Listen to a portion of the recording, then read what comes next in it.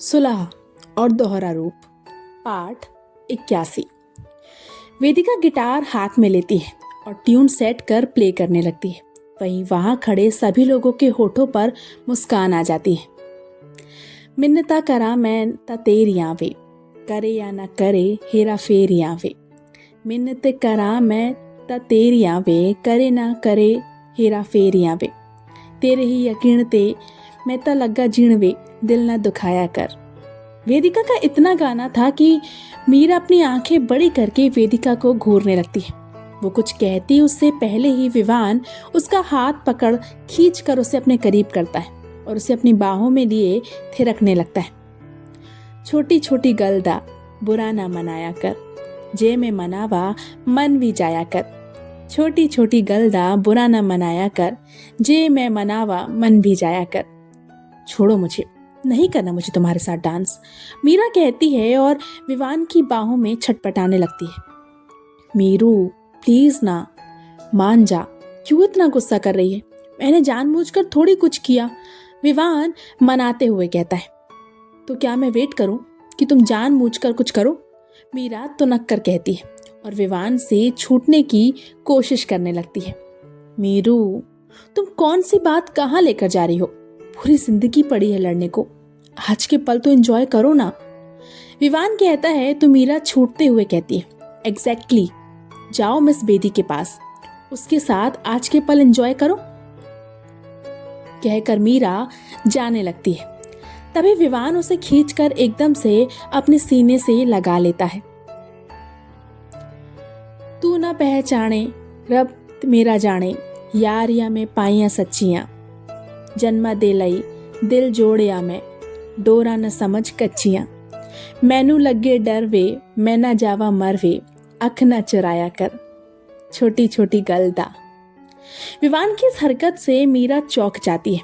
वो कुछ कहती उससे पहले ही उसके कानों में विवान की आवाज पड़ती है। मिस बेदी गई तेल लेने, मैं तो आज के पल और आने वाले हर पल अपनी मीरू के साथ एंजॉय करूंगा। विवान की बात सुनकर मीरा मुस्कुरा देती है।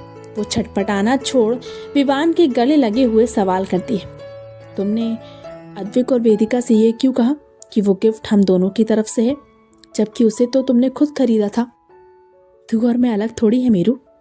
विवान कहता है तो उसकी ये बात सुनकर मीरा का दिल जोरों से धड़क उठता है। वो विवान से दूर होकर अपनी नम आंखों से उसे देखती है तो विवान मुस्कुराते हुए कहता है, गिफ्ट चाहे मैं दूं या तू, कहलाएगा तो वो हमारी तरफ से ही ना। विवान की बात सुनकर मीरा की आंखों से आंसू बह निकलते हैं। इतना अपनापन, इतना प्यार कि बिना किसी करीबी के भी वो और विवान में मैं और तुम से हम हो गए। मीरा रोते हुए शिकायत करके कहती है, तुम बहुत बुरे हो वेव, ऐसी चिकनी चुपड़ी बातें करके मुझे बहला रहे हो। बाद में मिस बेदी के साथ। नहीं, ऐसा नहीं है। मिस बेदी या कोई भी तेरी जगह कभी नहीं ले सकता मीरू। विवान मीरा की बात काट कर बीच में कहता है तो मीरा तुरंत अपना सवाल दागती है, अगर ऐसा है तो फिर उस दिन आगे बढ़ने से रुक क्यों गए थे? उस दिन कहकर विवान याद करने लगता है। अचानक उसे वो रात याद आती है जब वो और मीरा एक दूसरे के करीब आ गए थे, और शायद और करीब आ जाते अगर उस दिन विवान अपने कदम पीछे ना लेता। विवान को कहीं खोया देखकर मीरा उदास होते हुए कहती है, भूलो ना, चुप क्यों हो? मैं जानती हूँ मैं मिस बेदी जितनी खूबसूरत नहीं हूँ, इसलिए तुम। ऐसा कुछ नहीं है जैसा तू समझ रही है, इसलिए अपने दिमाग के घोड़े दौड़ाना बंद कर। मेरे लिए तुम सबसे खूबसूरत हो मीरू। अगर चाहूं तो अपनी बात अभी यही साबित भी कर देता, पर अभी यहाँ अद्विका है, विवान कहता है और मीरा के होठों को अपने अंगूठे से सहलाने लगता है। विवान की इस हरकत से मीरा शर्म से लाल हो जाती है। वो बखूबी विवान की बातों का मतलब समझ रही थी। मारे शर्म के मीरा से कुछ बोला नहीं जाता और वो विवान के सीने में अपना सर छुपा लेती है। रूह उत्ते तेरा नाम लिखिया मैं, कागज ना समझ कोई वे। छटके मैं सारी दुनिया ओ माही, एक बस तेरी होई वे। तैनू दिता हक वे, मैनू कोल रख वे, हथ ना छुड़ाया कर। छोटी छोटी गलदा। वेदिका गाना खत्म करती है और सामने विवान और मीरा को देखने लगती है, जो अपनी सारी नाराजगी भूलकर एक दूसरे के गले लगे एक दूसरे में खोए हुए थे। लगता है तेरे गाने का जादू चल गया, अद्विक मुस्कुराते हुए दोनों को देखकर वेदिका से कहता है। तो वेदिका मुस्कुरा देती है। वाह मम्मा, आप तो बहुत अच्छा सिंग करती हैं, कहकर अद्विका खुशी से ताली बजाने लगती है। तो उसकी बात सुनकर अद्विक और वेदिका मुस्कुरा देते हैं। वहीं ताली की आवाज सुनकर विवान और मीरा भी एक दूसरे से दूर होते हैं और वेदिका के पास आकर कहते हैं, सच बहुत अच्छा गाया तुमने वेदिका। हाँ हाँ, वो तो मुझे पहले से पता है, तभी तो तुम दोनों इतना खो गए थे कि गाना खत्म होने का भी होश नहीं था, कहकर वेदिका हंसने लगती है। वहीं अद्विक भी मुस्कुरा देता है। क्या यार वेदिका, चुप करो, अब देखो डिनर आ गया, चलो अब सब डिनर करते हैं, कहकर विवान मीरा का हाथ पकड़ों से बैठाता है और फिर उसके बगल में बैठ जाता है। जल्दी ही सब डिनर करते हैं और फिर थोड़ी बातों के बाद दोबारा मिलने का कहकर अपने अपने घर निकल जाते हैं। सिंघानिया मेंशन में अद्विक अपनी कार से बाहर निकलता है और दूसरी तरफ जाकर वेदिका के लिए डोर खोलता है और फिर अद्विका को, जो रास्ते में ही वेदिका की गोद में सो गई थी, वेदिका से लेता है ताकि वेदिका कार से बाहर आ सके। वेदिका कार से बाहर आती है, तभी वो लड़खड़ा जाती है। अद्विक जल्दी से उसे संभालता है। वेदू, तू ठीक है? अद्विक फिक्र से पूछता है। तो वेदिका मुस्कुराते हुए कहती है, मैं ठीक हूँ, बस पैर सुन्न पड़ गया है। तू बैठ यहाँ, मैं तुझे लेकर चलता हूँ, कहकर अद्विक वेदिका को बैठाने लगता है। तभी वेदिका उसे रोककर कहती है, अरे मैं ठीक हूँ अद्विक, मैं चल सकती हूँ। पक्का? अद्विक पूछता है। तो वेदिका मुस्कुराते हुए कहती, हाँ बाबा पक्का, कहकर वेदिका आगे बढ़ जाती है। वहीं अद्विक अद्विका को लिए वेदिका के पीछे चल देता है। दोनों ठीक से अद्विका को सुलाते हैं और फिर अपने रूम में आकर सो जाते हैं। ऐसे ही कुछ दिन बीत जाते हैं। बीते दिनों जहां अद्विक और वेदिका के बीच नजदीकियां बढ़ने लगी थी, वहीं वेदिका आशीष की बैंड कंपनी का अटूट हिस्सा बन चुकी थी। बैंड कंपनी का हर मेंबर, चाहे वो पवन हो, आदर्श हो या फिर वरुण, तीनों वेदिका के काफी अच्छे दोस्त बन चुके थे। वेदिका भी अब सबसे खुलकर बात कर लिया करती थी। हालांकि आशीष से उसे अभी भी हिचक होती थी, क्योंकि कहीं ना कहीं वो आशीष की फीलिंग को समझ रही थी, मगर वो खुलकर कुछ नहीं कहती। अब तो हर रोज वेदिका के साथ जुगलबंदी होती। आशीष की बैंड कंपनी ने कंपटीशन के लिए रजिस्ट्रेशन भी करा लिया था, जिसके लिए वो लोग जोरों शोरों से तैयारी कर रहे थे। और करे भी क्यों ना, आखिर एक हफ्ते बाद कंपटीशन स्टार्ट जो होने वाला था। शाम हो चुकी थी, रात होने को आई थी। आज सुबह से ही मौसम थोड़ा गड़बड़ लग रहा था और आखिरकार तेज बारिश शुरू हो चुकी थी।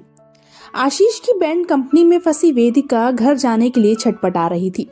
बारिश की वजह से नेटवर्क साथ नहीं दे रहा था और कोई टैक्सी भी आने को तैयार नहीं थी। आज वो अकेली थी। आदर्श, वरुण और पवन सैटरडे होने की वजह से नहीं आए थे। वो लोग सीधा मंडे से आने वाले थे। प्रैक्टिस रूम में केवल वो और आशीष थे, जिसकी वजह से वेदिका और परेशान हो रही थी। वो नहीं चाहती थी कि अब उसके और अद्विक के बीच कोई आए या वो एक बार फिर अद्विक से दूर हो जाए। सर, तूफान की वजह से आगे पेड़ गिर गया है, इसलिए इतना जाम लगा हुआ है। ड्राइवर कार के पास आकर पीछे परेशान बैठे अद्विक से कहता है। ड्राइवर की बात सुनकर अद्विक और परेशान हो जाता है। वो वेदिका को लेने जा रहा था, लेकिन पिछले आधे घंटे से वो इस जाम में फंसा हुआ था। तेज बारिश और खराब मौसम की वजह से मोबाइल भी इस परिस्थिति में काम नहीं कर रहा था। बस अब मैं और नहीं रुक सकता, तुम कार लेकर आ जाना, मैं जा रहा हूँ, कहकर अद्विक परेशान सा कार से बाहर निकलता है और पैदल ही आशीष की बैंड कंपनी के लिए निकल जाता है। वहीं आशीष की बैंड कंपनी में, वेदिका ये लो कॉफी। आशीष वेदिका के पास आकर उसकी तरफ कॉफी का कप बढ़ाते हुए कहता है। आशीष, क्या अद्विक से तुम्हारी बात हुई? उसका फोन लगा? वेदिका परेशान सी आशीष को देखकर कहती है, नहीं, फोन नहीं लगा, मैं थोड़ी देर से ट्राई करता हूँ, तब तक तुम कॉफी पी लो। आशीष कहता है तो वेदिका मना करते हुए कहती है, नहीं, मुझे कुछ नहीं चाहिए, मुझे बस घर जाना है, तुम अद्विक को फ़ोन ट्राई करो ना। रिलैक्स वेदिका, मैं काफ़ी बार ट्राई कर चुका हूँ, बारिश की वजह से फ़ोन नहीं लग रहा है। आशीष अपने आप को शांत रखते हुए कहता है। आशीष की बात सुनकर वेदिका कहती है, तुमने पहले ट्राई किया था, एक बार और ट्राई करो ना, मुझे अद्विक से। ओ जस्ट शट अप। वेदिका अपनी बात पूरी भी कर पाई थी कि उसके मुंह से एक बार फिर अद्विक का नाम सुनकर आशीष भड़क उठता है। वहीं आशीष के इस तरह चिल्लाने पर वेदिका एक पल के लिए चौंक जाती है। वो आशीष को देखती है जो गुस्से से उसे ही देख रहा था। तुम मुझ पर भड़क क्यों रहे हो? वेदिका नाराजगी से आशीष को देखकर कहती है तो आशीष को ध्यान आता है कि वो क्या कर रहा था। आशीष गहरी सांस लेकर अपने गुस्से को कंट्रोल करता है और नरमी से वेदिका को देखकर माफी मांगते हुए कहता है, आई एम सॉरी वेदिका, पर मैं क्या करूं यार, जब से तुम मुझसे मिली हो तब से देख रहा हूं, मुझसे कटी कटी सी हो, ठीक से बात नहीं करती, बस दिन भर अद्विक अद्विक करती रहती हो। मुझे तो समझ नहीं आ रहा कि 5 साल पहले इतना कुछ हो जाने के बाद भी तुम आज भी उसके साथ क्यों हो। बीते दिनों में हर वक्त अद्विक को वेदिका के साथ देखकर आशीष के दिमाग में ये सवाल बार बार आ रहा था कि आखिर अद्विक और वेदिका एक साथ कैसे हैं। उसने सुना था कि अद्विक ने लावण्या से शादी कर ली है, तो उस हिसाब से वेदिका को अद्विक के साथ नहीं होना था। वो वेदिका को ढूंढ रहा था क्योंकि वो समझता था कि अद्विक से धोखा मिलने के बाद वेदिका अकेली है और अब उसकी है, लेकिन ऐसा नहीं था। आशीष की बात सुनकर वेदिका उसकी तरफ देखने लगती है। वहीं अपने सवालों का जवाब ना मिलते देख आशीष फिर पूछता है, चुप क्यों हो वेदिका, बताओ मुझे, आखिर उस धोखेबाज और मक्कार आशीष। इससे पहले कि आशीष अपनी बात पूरी कर पाता, वेदिका गुस्से से चिल्लाते हुए उसे बीच में रोकती है। परिस्थितियां चाहे कैसी भी हो, अद्विक उससे प्यार करता हो या ना करता हो, लेकिन वो आज भी अद्विक के खिलाफ कुछ नहीं सुन सकती थी। अद्विक के खिलाफ एक शब्द नहीं सुनूंगी मैं। वेदिका गुस्से से आशीष को देखते हुए चिल्लाती है। अब वो पहले वाली वेदिका कहाँ थी जो सबका कहा चुपचाप सुन ले। अद्विक ने उसके डर को पहले ही बाहर निकाल दिया था, तो अब वो बेखौफ होकर किसी से भी भिड़ने को तैयार थी। वेदिका की बात सुनकर आशीष को बहुत बुरा लगता है। वो नाराज होते हुए कहता है, जिस इंसान ने तुम्हें धोखा दिया, जिसकी वजह से मैंने तुम्हें खोया, तुम चाहती हो उसे मैं कुछ ना बोलूं? आखिर क्यों क्यों मैं उसे कुछ ना बोलूं? क्या है उसमें कि तुमने इतना कुछ हो जाने के बाद भी उसे माफ कर दिया? तुम उसके साथ हो क्यों? आखिर क्या रिश्ता है तुम्हारा उसके साथ? बीवी हूं मैं उसकी। आशीष के सवालों से परेशान वेदिका चिल्ला कर कहती है, तो आशीष हैरानी से उसकी तरफ देखने लगता है। उसके कान वेदिका की बात सुनकर सुन्न पड़ चुके थे। पति है वो मेरा, कहकर वेदिका अपना मंगलसूत्र, जो साड़ी की वजह से पीछे छुप चुका था, आगे करके आशीष को दिखाती है। वेदिका के गले में मंगलसूत्र देखकर आशीष की आंखें बड़ी हो जाती हैं।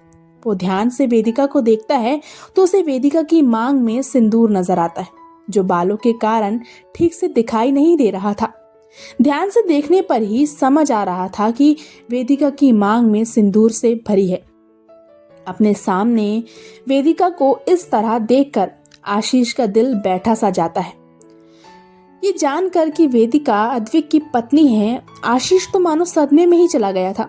उसे ये सब कुछ एक बुरे सपने जैसा लग रहा था, मानो अभी नींद से जागेगा और सब कुछ ठीक हो जाएगा। उसकी वेदिका उसकी ही रहेगी। तुमने अद्विक से शादी? आशीष कांपती आवाज में कहने की कोशिश करता है और वहीं अपने घुटनों पर बैठ जाता है। जिसके लिए उसने 5 साल इंतजार किया, उसे आज किसी और की पत्नी बना देख आशीष का दिल टूटकर बिखर चुका था। उसकी आंखों से आंसू बह रहे थे। दिल में एक अजीब सा दर्द हो रहा था, मानो जैसे जीने का मकसद ही खत्म हो चुका हो। आशीष आशीष की बदतर हालत देखकर वेदिका तुरंत उसे संभालती है। चाहे कुछ भी हो, था तो वो उसका दोस्त थी। वो आशीष की हालत समझ रही थी। एक वक्त में वो भी तो इसी तरह टूटकर बिखरी थी। वो जानती थी कि आशीष के मन में उसके लिए फीलिंग्स हैं, लेकिन वो खुलकर इस बात को जाहिर नहीं करना चाहती थी। कहने को तो 5 साल पहले ही उसने आशीष को समझा दिया था कि उसके दिल में अद्विक के सिवा और कोई नहीं आ सकता, लेकिन आगे बढ़ना ना बढ़ना आशीष का फैसला था। अब जब समझाने के बाद भी वो आगे बढ़ा था, तो ये दर्द तो उसको सहना ही था। खुद को संभालो आशीष, वेदिका कहती है तो आशीष अपनी नम आंखों से उसे देखते हुए पूछता है, तुमने अद्विक से शादी कब की और क्यों की? उसने तो तुम्हें धोखा देकर लावण्य से शादी की थी ना? हाँ, अद्विक ने लावण्य से शादी की थी, लेकिन कहकर वेदिका वो सब आशीष को बता देती जो अब तक हुआ था। कैसे अद्विक ने उसे बचाया, कैसे वो अद्विक के साथ उदयपुर से मुंबई आई, फिर अद्विका का मिलना, देवयानी जी के तीखे सवाल, फिर समाज के तीखे सवालों से बचने के लिए अद्विक और उसकी शादी। सब कुछ एक के बाद एक वेदिका आशीष को बता देती है। सब कुछ सुनने के बाद आशीष की आंखों से आंसू बहना बंद हो चुके थे। ये जानकर कि अद्विक ने वेदिका से शादी उसे समाज के सवालों से बचाने के लिए की है, आशीष को एक उम्मीद की किरण नजर आ रही थी। वो वेदिका से तो कुछ नहीं बोलता, लेकिन अंदर ही अंदर उसे एक सुकून था इस बात का कि शायद अगर वो कोशिश करे तो वो वेदिका को अभी भी अपना बना सकता है। मैंने अब सब कुछ तुम्हारे सामने रख दिया है, तुम समझदार हो। अब पिछला सब भूलकर अपनी जिंदगी में आगे बढ़ो आशीष, वेदिका आशीष को समझाते हुए कहती। लेकिन आशीष का ध्यान तो उसकी बातों पर था ही नहीं। आशीष, आशीष, कहाँ खो गए तुम? आशीष को कहीं खोया देखकर वेदिका उसे हिलाते हुए कहती है, नहीं तो कहीं भी तो नहीं। वैसे क्या तुम इसी वजह से मुझसे दूर दूर थी? आशीष पूछता है तो वेदिका कुछ कह नहीं पाती। वहीं वेदिका की चुप्पी देखकर आशीष मुस्कुराते हुए कहता है, तुम बेझिझक मुझसे सब कुछ कह सकती हो वेदिका, चाहे कुछ भी हो, हम सबसे पहले एक अच्छे दोस्त हैं, मैं तुम्हें समझूंगा। आशीष की बात सुनकर वेदिका मुस्कुराते हुए उसकी तरफ देखकर कहती है, थैंक यू आशीष, मुझे समझने के लिए। सच कहूँ तो मुझे अब बहुत हल्का महसूस हो रहा है, वरना इतने दिनों से एक बोझ था। आई एम सॉरी, मेरी वजह से ही तुम परेशान हो रही थी, पर अब मैं ध्यान रखूंगा कि तुम्हें कोई तकलीफ ना हो, आशीष कहता है। आशीष की बात सुनकर वेदिका मुस्कुरा देती है।